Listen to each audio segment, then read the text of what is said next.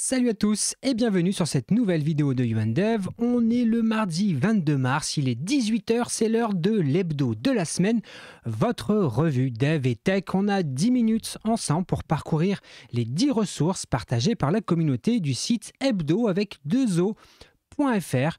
On est sur YouTube, vous connaissez la chanson, on s'abonne, on like, on commente et on perd pas de temps. On se met tout de suite en mode commentaire, en mode petit et on va découvrir, les ressources partagées cette semaine. La première ressource, hop, on ferme tous ces petits messages. C'est un article partagé sur le site pp8o.com, je ne sais pas exactement comment on le prononce, qui est spécialisé dans le Raspberry Pi, Arduino, etc. Donc les fans de ce genre de technologie vont apprécier cet article. Et en gros, il vous explique comment héberger votre instance de OnCloud avec votre Raspberry Pi. Et donc là, vous avez tout ce qu'il faut savoir, tout ce que vous devez mettre en place, les petites commandes qui vont bien. Bref, pour ceux d'entre vous qui aiment bien le DIY, eh bien, je pense que cet article va être, ma foi, fort à propos. Allez, deuxième ressource de la semaine, ça fait déjà un petit moment que c'est sorti, mais sachez-le, le livre The Fast Track de Symfony a été mis à jour vers la version 6, donc Symfony 6. Donc vous pouvez déjà accéder à ce livre. Là, je pense même d'ailleurs que je ne sais pas s'il est accessible ou pas en version PDF gratuitement aujourd'hui. En tout cas, vous avez ici accès à la version pour Symfony 6. Donc pour ceux d'entre vous qui veulent comprendre un petit peu comment fonctionne le framework Symfony, c'est une bonne porte d'entrée. Il a été mis à jour pour Symfony 6 et pour PHP 8.1. Je ne sais plus si on en avait parlé sur la chaîne, mais ça vaut toujours la peine de le notifier. Allez, autre ressource cette semaine sur le site tech.kibatic.com qui nous propose un tuto. Alors il date un petit peu, mais il a été proposé cette semaine à la communauté.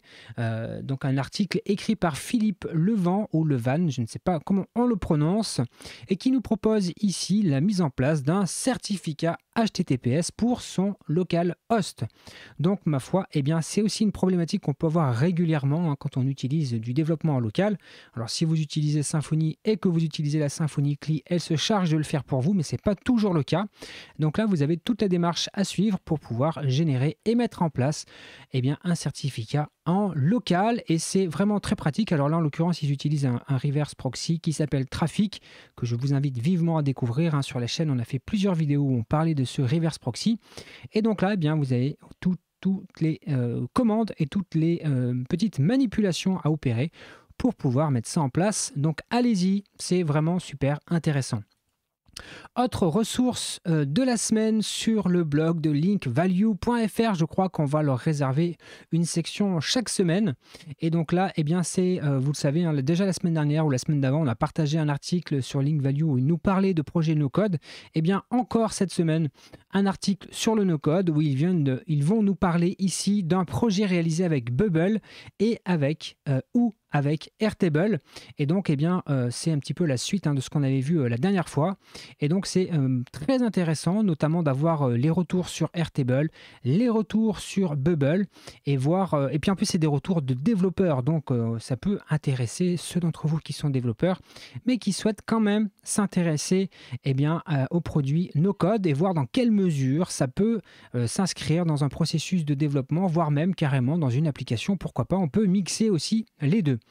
Allez, autre ressource partagée cette semaine sur le site codeheroes.fr qui vient nous proposer un article extrêmement intéressant. Je dis souvent extrêmement, mais c'est parce que c'est vrai, je trouve ça intéressant.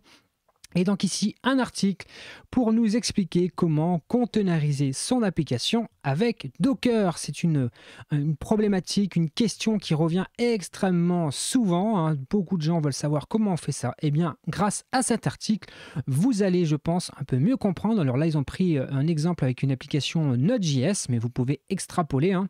Si vous faites du PHP, si vous faites d'autres langages, vous pouvez extrapoler pour votre langage. Et donc là, on a quelques éléments pour bien comprendre comment tout ça fonctionne, comment est-ce qu'on crée une image Docker, donc avec le fameux Dockerfile, et puis après les différentes instructions que vous devez inclure dans votre fichier Dockerfile.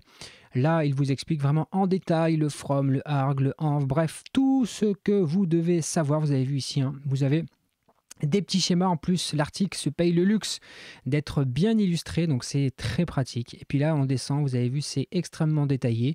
Là, on a la notion d'entry point, de workdir, de label, d'expose. Vous avez vraiment, vraiment, vraiment, vraiment tout ce dont vous avez besoin de savoir pour enfin comprendre comment on manipule les Dockerfiles, comment on crée une image Docker avec son application à l'intérieur. Donc, écoutez, c'est vraiment intéressant. C'est une ressource que je vais conseiller régulièrement maintenant parce qu'elle est précise, elle est complète.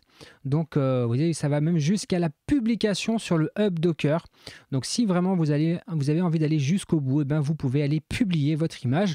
D'ailleurs, si vous le faites, venez nous mettre un lien dans les commentaires vers votre application dockerisée.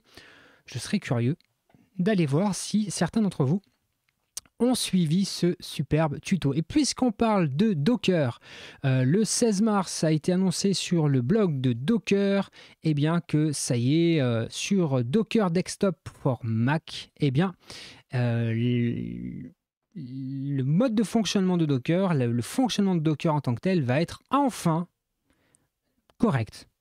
Parce que ceux d'entre vous qui utilisent Docker sur Mac le savent probablement. Hein, si vous utilisez Docker Desktop nativement en l'installant comme ça, visiblement, moi j'ai jamais testé, il y avait des soucis de performance. Eh bien, visiblement, avec la version 4.6 de Docker Desktop, enfin, ça y est, les problèmes de performance sont résolus. Si certains d'entre vous sont sur macOS, qu'ils utilisent Docker, je serais curieux de lire vos commentaires à ce sujet-là, parce que moi-même, je n'utilise pas un Mac. Enfin, j'ai un vieux Mac qui date de 2013, donc c'est même pas la peine d'essayer de mettre Docker dessus. Ça serait absolument pas représentatif de quoi que ce soit, mais je serais curieux parce que autant sur Windows, je trouve que c'est pas fou, mais avec WSL2, on arrive à faire des choses. Sous Linux, c'est pour moi l'environnement idéal pour faire fonctionner Docker. Mais sur Mac, voilà, jusqu'à présent, ça restait compliqué. Je serais curieux d'avoir vos retours. Ça m'intéresse vraiment beaucoup.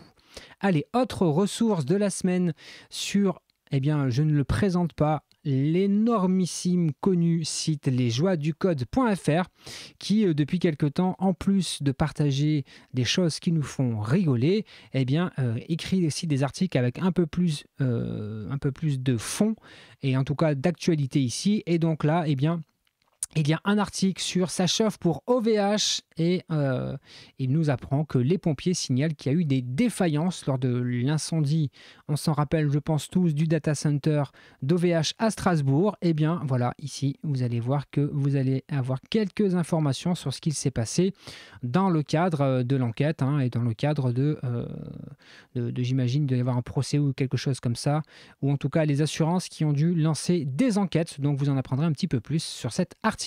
Allez, ressource suivante sur le site webstance.be qui nous pose une question. Quel framework choisir entre Bootstrap ou Foundation? Si vous vous posez la question, si vous ne savez pas lequel choisir, eh bien je pense que cet article va vous expliquer, en tout cas va vous proposer de peser les avantages et les inconvénients de chacun des frameworks et puis ensuite faire une compétition entre les deux, même si vous le savez sur cette chaîne on n'aime pas la compétition, mais en tout cas, ici, une proposition qui est faite entre les deux. Pourquoi l'un serait plus intéressant que l'autre? Ça va dépendre probablement des cas.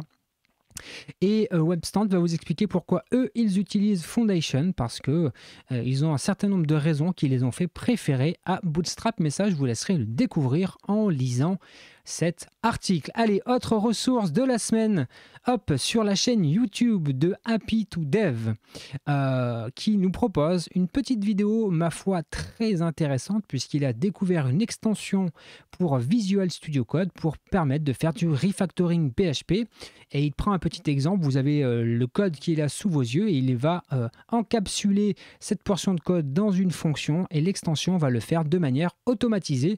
Donc c'est très pratique quand vous êtes dans des phases de refactoring de votre code. Ceux qui utilisent PHP Storm vont nous dire que c'est intégré de base, c'est vrai, mais peut-être que ceux qui utilisent Visual Studio Code pour d'autres raisons, avaient envie d'avoir cette fonctionnalité-là, et donc Happy2Dev nous propose cette petite fonctionnalité, cette découverte de cette extension. Donc allez lui donner de la force, abonnez-vous à sa chaîne, mettez-lui un petit pouce, regardez, il y a 118 vues, ça serait bien qu'on lui fasse exploser le compteur de vues, donc comme d'habitude, parce qu'on me le demande souvent, hein, en dessous de la vidéo, vous allez avoir un seul lien, le lien qui vous mène vers hebdo.fr, dans lequel vous allez pouvoir retrouver tous les liens de la semaine, des semaines précédentes, toutes les ressources partagées par la communauté. Et enfin, dernière ressource, vous le savez, on partage des offres d'emploi de la plateforme mylittleteam.com, et cette semaine, eh bien, on fait une proposition un petit peu différente. My Little Team s'est demandé est-ce qu'il pouvait agir positivement, ou en tout cas venir en aide aux Ukrainiens. Eh bien, ils ont créé une page particulière dans laquelle ils vous proposent, eh bien, les équipes qui agissent en Ukraine, qui ont des ONG, hein, qui agissent en Ukraine et pour lesquelles ils ont des offres d'emploi à pourvoir. Donc, si vous avez envie d'agir d'une façon ou d'une autre, eh bien, vous pouvez venir choisir parmi la liste des équipes qui sont ici, eh bien, celles qui proposent des emplois et qui vous permettront, eh bien, d'agir, ou en tout cas de défendre la paix en Ukraine. Donc, eh bien, pour ceux d'entre vous qui sont à la recherche d'un emploi, ça peut aussi être une façon de concilier plusieurs parties de votre vie, à la fois des convictions personnelles et pourquoi pas la recherche d'emploi. Après tout, c'est une façon aussi d'agir positivement autour de soi. Écoutez, on a fait le tour de nos 10 ressources. La vidéo, elle dure déjà 11 minutes. On a éclaté le temps des 10 minutes réglementaires, alors je ne vous prends pas plus de temps. Bonne semaine à toutes et à tous. Portez-vous bien, soyez bienveillants les uns avec les autres, prenez soin de vous et rendez-vous samedi pour une nouvelle vidéo. Ciao!